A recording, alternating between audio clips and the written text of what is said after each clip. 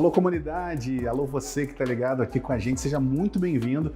Eu sou Edson Mackenzie, seu hacker de inovação, colunista também a mais do AAA, e hoje eu estou aqui para trazer um conteúdo especial para vocês para a Semana de Marketing e Vendas para a Indústria. Então fica com a gente que eu estou trazendo uma apresentação incrível sobre inovação aberta na prática. Se você trabalha numa corporação, numa empresa, já deve ter ouvido falar sobre inovação aberta e você não faz ideia de como implantar isso. Chegou a sua hora de entender como que você pode trabalhar e principalmente utilizar esse conteúdo para você.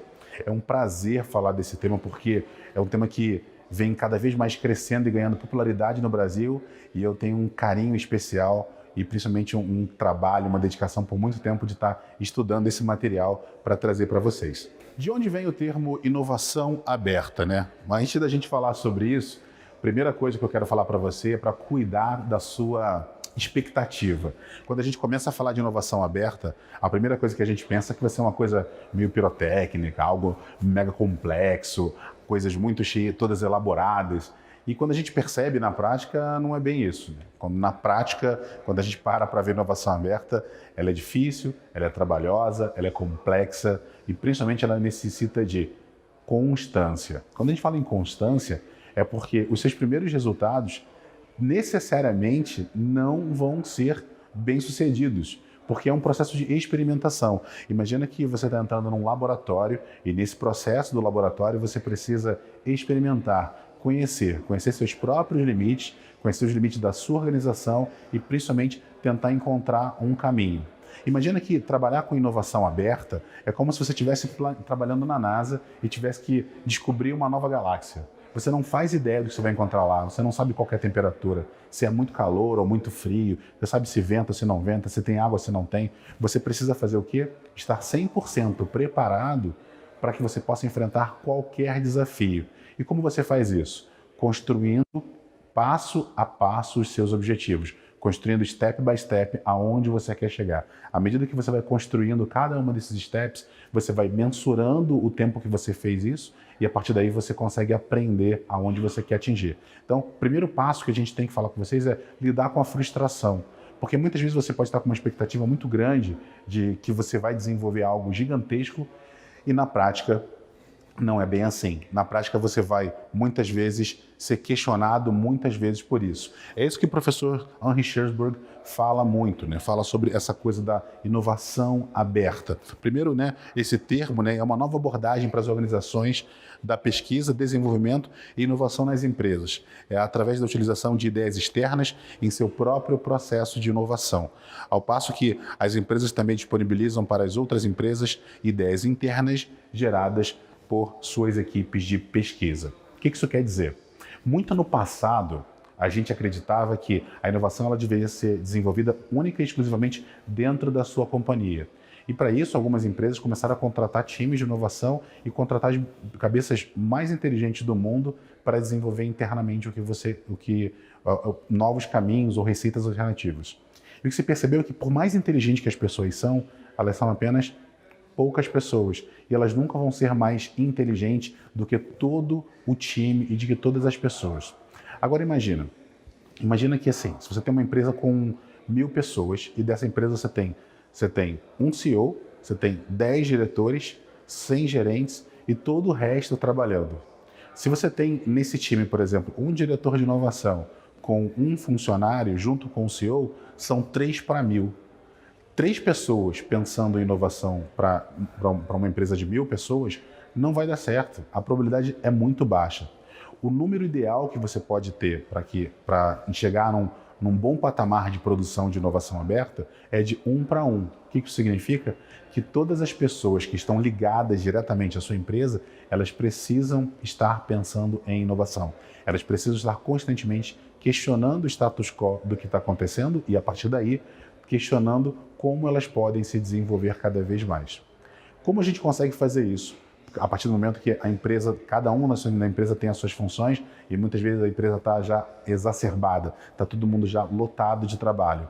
A gente faz a partir daí com a inovação aberta. A gente faz a partir do momento onde a gente constrói uma estrutura onde você tem esse time de inovação, ele está aberto para que outros funcionários possam vir e sugerir as suas ideias de inovação, ou até mesmo abrir para que essas pesquisas, essas experiências positivas e negativas possam ser desenvolvidas também por outras empresas, inclusive até mesmo empresas concorrentes. Essa que é a parte legal da inovação aberta. Como eu falei para você, vocês vão errar, e é fato que vocês vão errar. Mas o que interessa é que você consiga ter uma constância, manter o ritmo da inovação. Quando a gente olha os processos de inovação, a gente consegue perceber o quanto ela vem evoluindo nos últimos anos. Quando a gente para fazer um recorte de 10 anos, por exemplo, olhando para os processos das máquinas, dos robôs, no começo elas eram muito embrionárias, elas eram muito arcaicas. O próprio processo dos robôs não era assim muito bem aceito, porque a gente não conseguia entender. E o que a gente diz para você é o seguinte: primeiro eles vão rir de você, vão questionar por que você está fazendo isso. E isso é normal, isso vai acontecer. Então, se você está numa função de diretor, de gerente de inovação, ou se você quer entrar nesse departamento, se você quer lidar com isso, é muito importante que você entenda essa frustração, entenda que vão rir do que você está falando. Por qual motivo? Porque a mente humana ela não consegue perceber um pensamento exponencial. Ela não consegue entender quando algo está mudando com muita velocidade.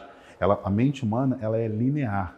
Para que as pessoas consigam compreender o que está acontecendo, você precisa manter a sua constância. E quanto mais você vai se envolvendo com isso, mais você vai entendendo. Porque assim, depois, eles vão perguntar como você fez isso. Essa que é a questão. No começo eles vão rir de você. Depois eles vão perguntar como que você conseguiu desenvolver isso. E olha, não adianta pensar que isso acontece só em países desenvolvidos, só em grandes corporações. Isso acontece a todo tempo. Para que você consiga perceber isso, você precisa começar a perceber e principalmente começar a se envolver com até as próprias terminologias. Hoje, a gente fala muito sobre innovation, né? Inovação e principalmente innovation hacks. A gente fala muito de hacks. Quase tudo que a gente fala hoje é eu tenho um hack para isso, um hack para aquilo. O significado da palavra hack significa resolver problemas de maneira inteligente, né? Resolver problemas de maneira criativa.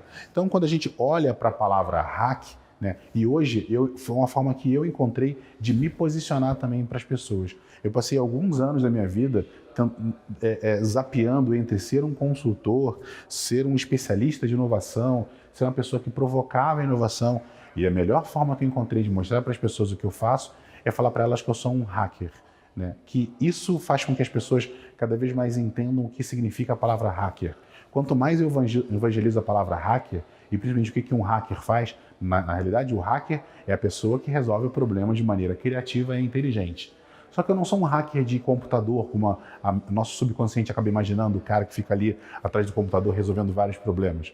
Eu sou um hacker de inovação. Eu entendo processos, eu entendo metodologias, eu pesquiso como a mente humana se comporta e a partir daí eu trago para elas simplificações de termos, e principalmente posicionamentos que muitas vezes as pessoas acham que são complexos. Um exemplo do que eu quero dizer para vocês é quando a gente fala, por exemplo, da palavra hack. Eu já falei para vocês agora, mas como eu disse, né? A palavra hack significa resolver problemas de maneira inteligente. Mas como que eu posso fazer um hack na sua cabeça agora para que você entenda exatamente o que é um hack? É quando eu pego a palavra hack e faço a minha tradução dela, que para mim é uma gambiarra. Só que eu não estou falando de gambiarra no modelo que você criar uma coisa improvisada que fica definitiva. Não é isso. É o improvisado que você aprende com ele. É o improvisado que você, à medida que você improvisa, que você cria um jeito simples, rápido e barato de poder prototipar algo, as pessoas passam a entender o que você quer dizer e a partir daí você consegue sistematizar e melhorar isso ao longo do tempo. Então esse é meu trabalho, simplificar coisas de maneira inteligente, de maneira criativa e que fiquem na sua cabeça. Eu, por exemplo, eu adoro falar também que existem várias maneiras de inovação, inclusive a inovação aberta no Brasil. A gente tem diversos engenheiros pensando em muitas coisas e principalmente desenvolvendo equipamentos para andar fora do país. Aí vem o seu Zezinho, lá de Arapiraca, e ele desenvolve esse caminhãozinho aqui, ó, todo cheio de articulação para andar em terrenos completamente acidentados. Imagina, esse cara tem que ir para a NASA, esse cara tem que ajudar a desenvolver os carrinhos que vão andar em outros países. Olha só como ele consegue desenvolver e como esse caminhãozinho consegue andar, né, em ambiente tão enlamaçado, né, como a gente está aqui. Então, a inovação, ela não necessariamente precisa ser algo que está ligado na tomada. A inovação ela é um processo constante. Eu costumo dizer que a inovação é como a natureza. Ela precisa de aprendizagem e adaptação. A natureza ela não se importa se algo está no seu caminho. Ela vai lá e ela se adapta, ela estuda, ela tem paciência para poder se organizar para atingir os seus objetivos. Então, é isso que você vai fazer a partir de agora quando você tiver uma ideia de negócio, quando você tiver uma ideia de receita alternativa para a sua empresa. É isso que você vai fazer a partir de agora. Você vai pensar em como você consegue adaptar a sua ideia de um jeito simples, rápido e barato, como para você conseguir prototipar isso e principalmente convencer os seus pares, a sua gerência, a sua diretoria, que aquela alternativa, aquele modelo pode funcionar. Muitas empresas que hoje elas já entenderam que não necessariamente elas precisam desenvolver um projeto para um protótipo que precisa de milhões, de muito dinheiro. Muitas vezes elas conseguem buscar uma startup que tem algo naquele sentido, naquele caminho, que elas conseguem prototipar e a partir daí também elas conseguem, às vezes quando elas conseguem querer experimentar algo, elas vão para espaços como esse. São espaços abertos, de inovação aberta, são coworkings, são espaços que você permite desenvolver e se conectar com outras cabeças, porque aí volta naquela conta que eu falei, para potencializar, chegar mais perto possível do 1 para 1. Quando você vem para um espaço de inovação, onde você tem outras mentes pensando, esse ambiente ele cria densidade. E essa densidade provoca que você consiga ter ao mesmo tempo adaptação do seu próprio dia a dia e aprendizagem com tudo que está acontecendo. Tá? É importante falar também que quando você começa a entrar nesse ritmo de inovação aberta e você começa a criar receitas alternativas e também simplificar os seus processos de inovação, você entra num modelo que a gente chama de organizações exponenciais. As organizações exponenciais, elas conseguem olhar para o caminho que as empresas estão fazendo e principalmente desenvolver caminhos alternativos para que elas possam potencializar essa saída. Então, uma organização exponencial, ela tem total capacidade de se desenvolver e de poder multiplicar o seu tamanho. É isso que a gente espera de uma startup. Um negócio tradicional, para ela dobrar de tamanho, dobrar de faturamento, necessariamente ela precisa dobrar a sua infraestrutura física e também dobrar a sua infraestrutura de custos. Uma empresa que está buscando inovação aberta, que está acertando e que está se tornando uma empresa exponencial, ela consegue dobrar, triplicar, quintuplicar a sua infraestrutura, suas linhas de receita, sem necessariamente dobrar, ou triplicar ou quintuplicar a sua infraestrutura e, evidentemente, os seus custos. Ela consegue potencializar, criar uma curva exponencial de faturamento, ao mesmo tempo que ela cria uma crescente linear de despesas. É por isso que a gente olha para esse modelo.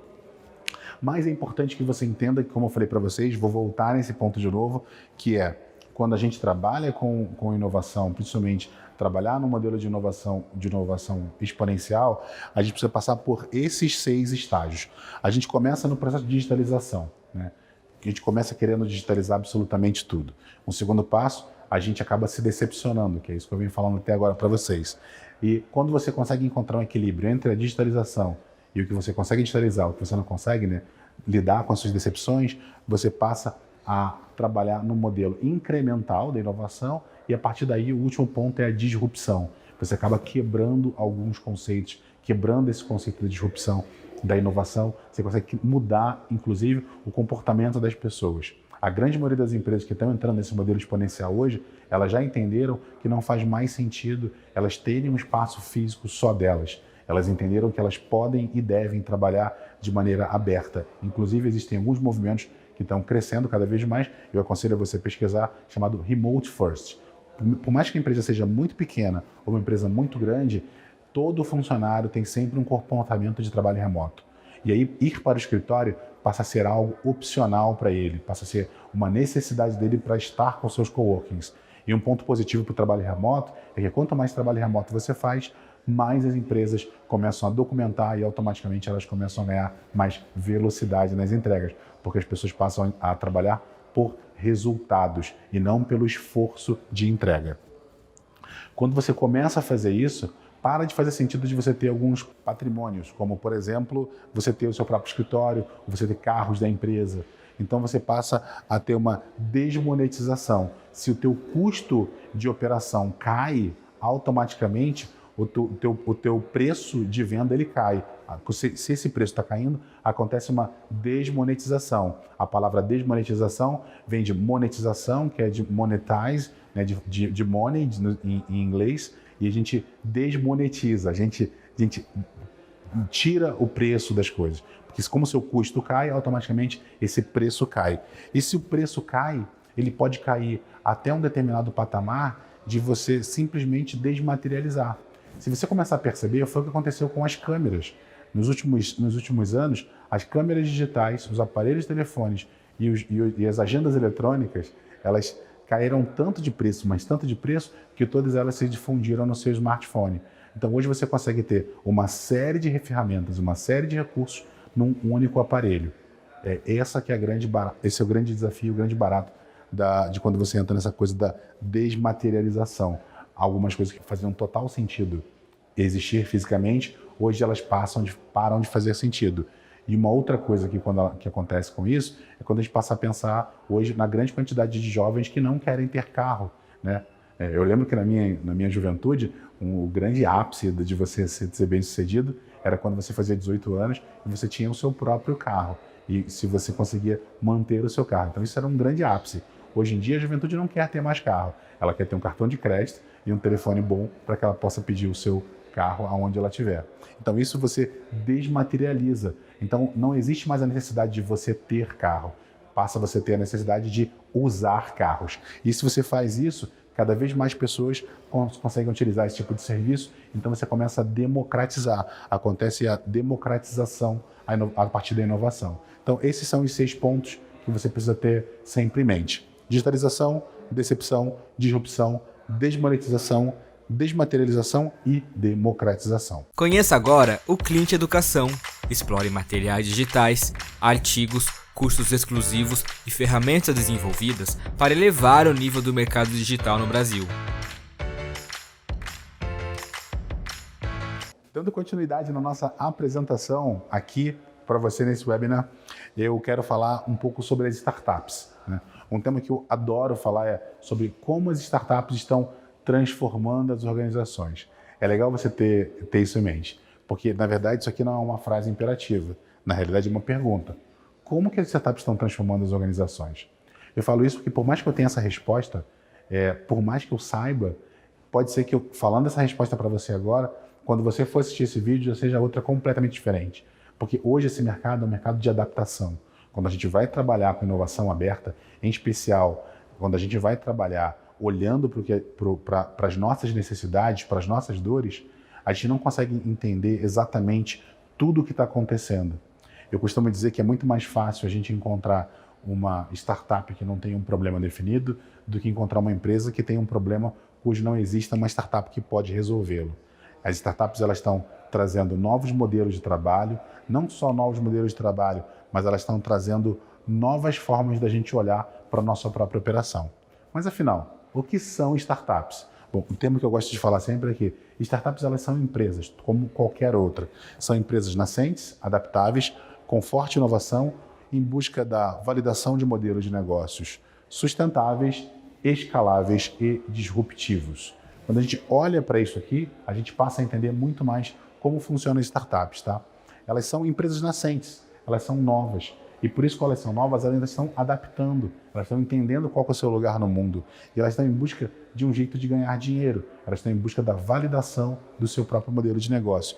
E não pode ser qualquer modelo de negócio, ele precisa ser sustentável para ela e para a sociedade, para o ambiente, para o mercado que ela está inserido, precisa ser escalável, que é isso que eu falei agora há pouco, ela precisa dobrar, triplicar de faturamento dentro de um período, sem necessariamente dobrar e triplicar os seus custos, e ela precisa ser, ou então buscar o máximo possível ser disruptiva. Quanto mais disruptiva ela for, mais a gente consegue atingir esses resultados. Eu gosto de falar que, independente de qual seja a sua função, de qual seja a sua capacidade ou da sua formação, você precisa ter 2 grandes habilidades, independente do que você está fazendo hoje na sua empresa, para trabalhar com inovação.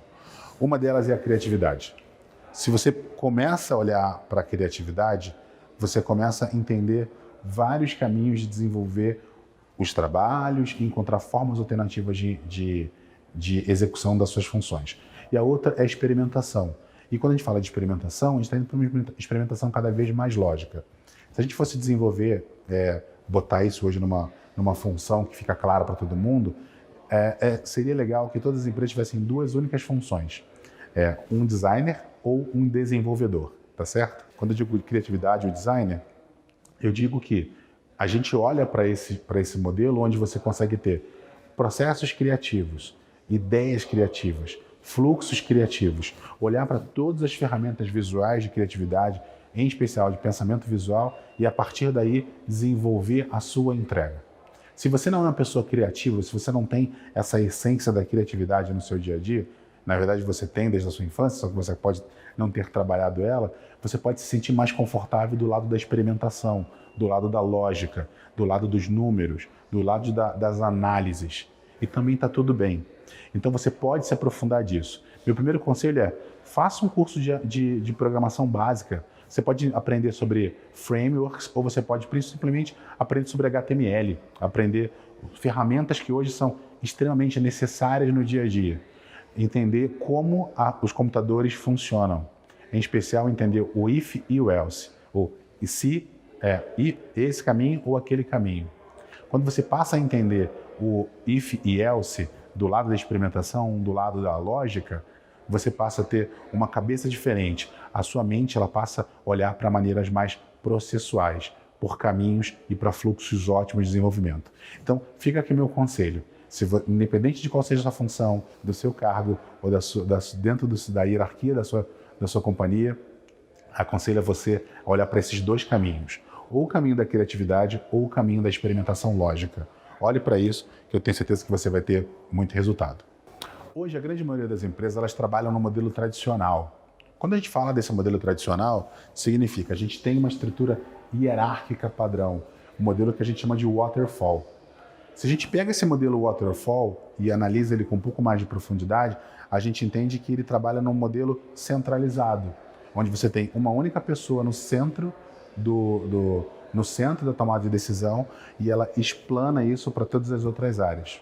Esse é um modelo que funcionou muito bem na Revolução Industrial.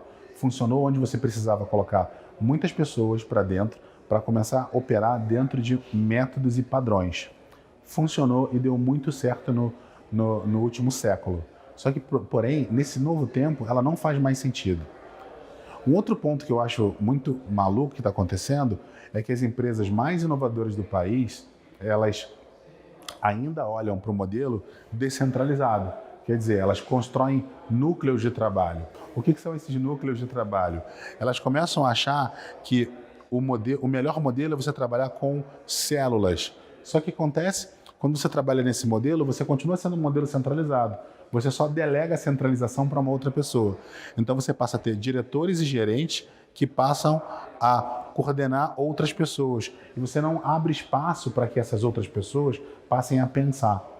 Imagina se o seu corpo humano você precisasse que dizer sempre para o seu coração o que ele tem que fazer, dissesse para o seu intestino o que ele tem que fazer, dissesse para o seu coração o que ele tem que fazer. É uma loucura, não dá para trabalhar assim. A gente tem que pular esse modelo, a gente tem que sair desse modelo centralizado, que a gente acha que a evolução é o descentralizado. Não é essa a evolução. A evolução é sair, o modelo inovador é você sair do centralizado, pular direto para o modelo que a gente chama de distribuído. O que é esse modelo distribuído? Onde toda a sua cadeia trabalha interconectada, onde você tem cada uma das pessoas que estão trabalhando na sua estrutura, na sua infraestrutura, conectada com as outras, tomando as suas próprias decisões. Elas conseguem entender que o que está no topo da cadeia não são pessoas, e sim são objetivos organizacionais. Quando você tem muito claro qual é o objetivo organizacional, tudo que está abaixo disso passa a ser muito mais fácil de compreender, porque você passa a entender para qual caminho você está seguindo. Então é importante que você entenda que o principal modelo é você sair do modelo centralizado para o modelo distribuído e não do modelo centralizado para o descentralizado. Para isso você vai precisar de equipe. E a equipe é um dos pontos mais importantes para que você possa trabalhar cada vez mais a inovação aberta na sua empresa. Eu digo isso porque quando a gente fala sobre esse modelo, a gente precisa entender que a equipe ela é a chave para tudo que você está fazendo. Só que a gente está trabalhando com um time que vem do mercado tradicional, que foram contratados e elas estão junto com você por suas hard skills, por coisas que elas aprenderam na faculdade. É importante. Todas as decisões que elas tomaram trouxeram elas até aqui. Só que isso não garante que elas vão continuar tomando as mesmas decisões e seguindo daqui para frente. Então, qual é o meu conselho? Que você comece a olhar para outras funções, em especial entender quais são as diferenças entre as funções nas corporações para as startups. Por exemplo, um profissional hoje, ele é numa corporação, ele é remunerado de acordo com o mercado, né? Então você olha lá quanto que é a remuneração dele média no mercado, você entende essa remuneração média e a partir daí você começa a pagar essa pessoa por isso. Um outro ponto é quando você avalia esse profissional pela sua quantidade de decisões acertadas. Então, quanto mais decisões acertadas ele toma na corporação, mais alto vai ser o seu poder de influência e mais alto vai ser o prestígio que ele tem na corporação. E o terceiro ponto, ele é contratado por habilidades específicas. Ele é contratado porque ele é um bom gestor, ele é um bom programador, ele é um bom designer. Então, ele é contratado por essas funções. Quando a gente passa para as startups, primeiro que as startups não têm a mesma quantidade de recursos, então elas precisam se adaptar. E quando a gente vai para a startup, a gente percebe que o modelo é diferente. Na startup, você não é contratado pelo que você custa, não é o dinheiro que é importante.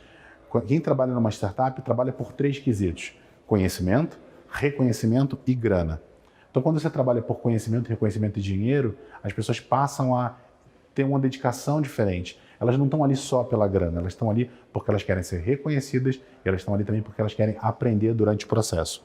Um outro ponto, numa startup, as pessoas elas são avaliadas por decisões executadas e não por decisões acertadas. Isso significa o seguinte: quanto mais decisões você executar numa startup, independente de estarem certas ou erradas, melhor é o seu prestígio, melhor é a sua influência. Significa que você vem ganhando experiência. E por último, você não é contratado pelo que você sabe, você é contratado pela sua capacidade de aprender. Então, esse, para mim, é um dos maiores segredos dos times que trabalham com inovação.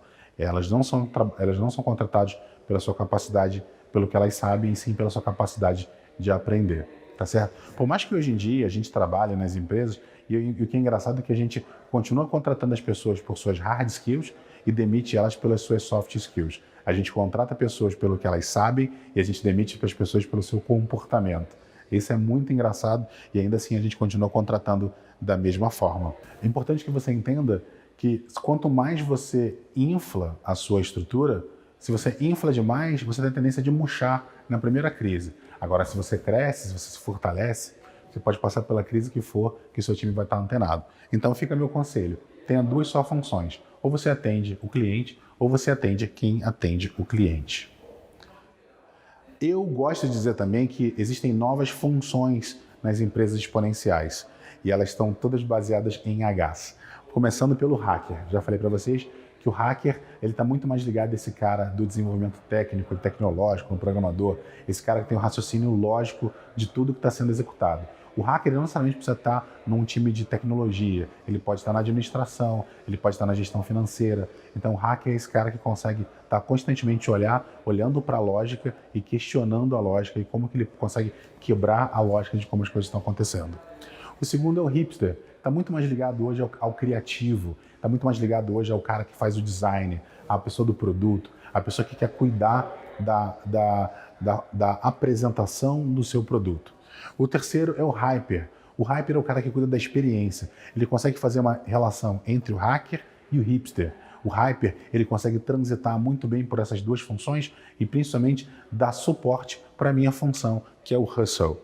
A função do hustle, basicamente, ela é muito próxima de um vendedor. A diferença é que enquanto um vendedor tenta te vender e se ele não consegue, ele tenta vender para o outro, o hustle ele tenta te vender. Se ele não consegue te vender, ele tenta entender por que você não quis comprar. Quais os motivos que você não quis comprar, ele coleta todas essas informações e leva para o time, para que o time possa remodelar toda a operação. Para mim, isso aqui é um dos grandes segredos das organizações exponenciais e eu espero que ajude você também.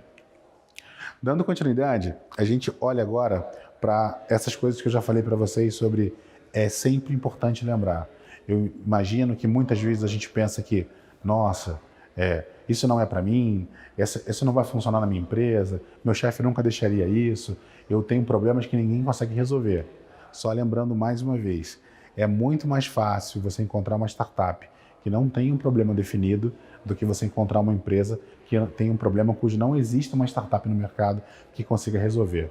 A gente tem centenas de milhares de startups com centenas de milhares de soluções diferentes e com certeza uma delas vai atender um pedaço do seu negócio, um pedaço da sua empresa. A gente está vendo toda essa revolução das fintechs por um motivo muito simples, porque cada startup fintech resolve uma dor muito pequena que um banco muito grande às vezes deixa passar para lá. Ou ela é uma startup que está hoje olhando para o sistema de documentação, digitalização da documentação, ou ela é uma outra startup que está trabalhando no sistema de aprovação de crédito, ou ela é uma startup simplesmente que faz conexão entre pessoas que querem comprar e querem vender. Então, cada uma delas tem a sua função específica. Se a gente olhar para o banco como uma grande instituição que precisa prover todas as soluções, a probabilidade dela resolver isso é muito baixa. Por isso que eu digo para você, é muito mais fácil encontrar uma startup que não tenha um problema, ela não saiba por que ela existe, do que encontrar uma empresa que tem um problema cujo não existe uma startup que pode resolver isso. Por isso que eu digo que a inovação não necessariamente ela precisa estar ligada na tomada. A inovação ela está muito mais ligada aos processos, ao comportamento, ao seu modelo de pensamento. Se você olha assim, a probabilidade de você conseguir encontrar o seu dia a dia, encontrar os seus pares e principalmente parar de ter medo do que você vai encontrar é muito grande. Esse para mim, é um dos maiores segredos na hora de começar a produzir e trabalhar com inovação aberta. É você enfrentar os seus desafios diários de inovação e, principalmente, enfrentar as suas próprias habilidades. Essa aqui é uma lista do Fórum Econômico Mundial sobre as habilidades do futuro. Tem dezenas delas, mas o que me chama muita atenção são as habilidades que estão em crescimento. Porque quando a gente olha para as habilidades de crescimento, elas têm uma característica específica. Quando a gente também olha para as habilidades que estão em declínio, elas estão muito mais ligadas à destreza manual, à capacidade verbal de memória, à matemática, escuta ativa, controle, qualidade, segurança, gestão do tempo. Essas habilidades, elas estão caindo. Agora, se você quer se tornar um profissional do futuro, um profissional que está antenado, principalmente um profissional que está capacitado a trabalhar com inovação aberta, você precisa ter essas capacidades que eu resumi em habilidades inerentemente humanas, como a criatividade, originalidade, iniciativa e liderança se tornam essenciais. Quero dizer que, num ambiente onde a gente tem máquinas para absolutamente tudo, onde todos nós hoje não somos mais homo sapiens, e eu digo para você por que isso, porque a definição de homo sapiens são seres pensantes. E muitas vezes a gente para de pensar, a gente terceiriza o ato de pensar para um equipamento eletrônico. E se você olhar a definição de ciborgue, se você não consegue viver sem equipamento eletrônico a mais de 1 metro do seu corpo, você já é um ciborgue. Então, meu conselho para você é que tente ser o menos ciborgue possível. Tente ser o mais humano possível. Que em breve as máquinas vão ter a mesma capacidade de processamento cerebral dos seres humanos, mas elas não vão ter a sua capacidade de criatividade, originalidade e principalmente iniciativa e liderança. Se você quiser tirar um pouco da prova real do que eu quero dizer para vocês, te aconselho a entrar nesse site aqui, se chama Will Robots Take My Job, que é quando um robô vai tomar o meu emprego. Digita lá a sua função, advogado, médico, e ele vai te dizer em quanto tempo, a partir das pesquisas, a partir de tudo que está sendo publicado, publicado no nosso tempo, sobre quando um robô vai tomar o seu emprego. Hoje a gente está produzindo esse conteúdo para você aqui, a gente tem câmeras, tem pessoas aqui ajudando a produzir, mas a gente já sabe que existem câmeras de robôs. A gente já sabe que existem câmeras que é só você ligar e automaticamente ela coordena a luz, coordena o volume do microfone, ela consegue, mesmo se eu me mexer, ela já consegue mexer junto comigo. Por isso que eu digo para você, o que vai diferenciar você dos robôs é a sua capacidade de criatividade, originalidade e principalmente liderança. Olhem para isso. Se você olhar para isso, você vai começar a perceber que existem muitos problemas e que você pode resolvê-los. Então é o seguinte, se você não está em busca da solução dos problemas da sua empresa, você é parte do problema. Olhe profundamente para isso. Olhe com todo o carinho que você puder para isso. Não tenha medo de enfrentar os problemas. Não tenha medo de enfrentar, inclusive, as suas próprias frustrações.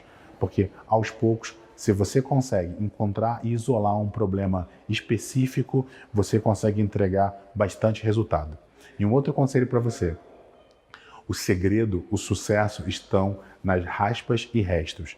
O segredo do sucesso de uma empresa inovadora está onde ninguém quer trabalhar. Se você faz o que todo mundo faz, você vai ter o mesmo resultado das outras pessoas. Agora, se você faz o que ninguém faz, se você está olhando para as raspas e para os restos, você vai ter resultados que só você tem.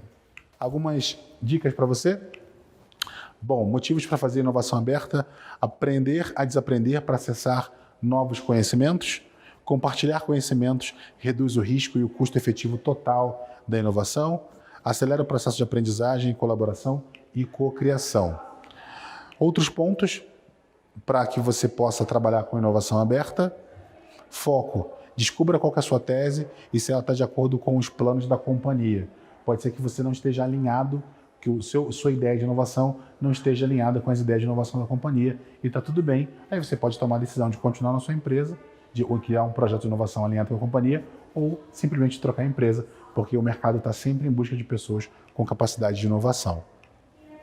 Um outro ponto interessante é você trabalhar o seu relacionamento, criar uma rotina de estudos, atualização e mantenha sempre todos informados sobre seus aprendizados. E aí uma métrica que eu gosto de trabalhar é OMTM, que é One Metric That Matters, que é uma métrica que importa. Sempre tente contar uma única coisa que seja inteligente, uma única coisa que seja importante para as pessoas. Se você contar essa coisa inteligente, essa coisa importante para as pessoas, cada vez mais as pessoas vão ver você como uma referência e cada vez mais você vai estar aberto a encontrar inovação para os seus pares, para tudo que você está querendo entregar. Participe desses eventos, eles são incríveis, mas também se dedica a tangibilizar ao menos num e-mail que você aprendeu. Sempre que você participar de uma atividade, mande pelo menos um e-mail para os seus colaboradores, para os seus pares, dizendo quais são as atividades, são as coisas que você está aprendendo. Hoje no meu time, por exemplo, a gente tem um grupo no WhatsApp e todas as segundas-feiras a gente conta para as outras pessoas como foi o final de semana e quais foram as atividades que a gente tem feito e como que a gente tem aprendido no dia a dia, tudo que a gente está aplicando. Isso é muito bacana porque a gente passa a compartilhar o conhecimento. E atenção, pode ser que as pessoas não queiram receber e está tudo bem. O não é um ponto importante. Você precisa aprender a ouvir e também aprender a dizer. Pode ser importante que você tenha que começar a dizer não para algumas coisas. Não para participação de eventos, não para poder colaborar, e está tudo bem, está tudo certo. Desde que você tenha isso muito claro na sua cabeça. Você não precisa agradar todas as pessoas, tá bom? E também toma muito cuidado para não fabricar urgência. Muitas vezes você está tão empolgado querendo falar de inovação, querendo provocar inovação, que você simplesmente fica fabricando urgências com datas fechadas. Isso nem sempre é legal.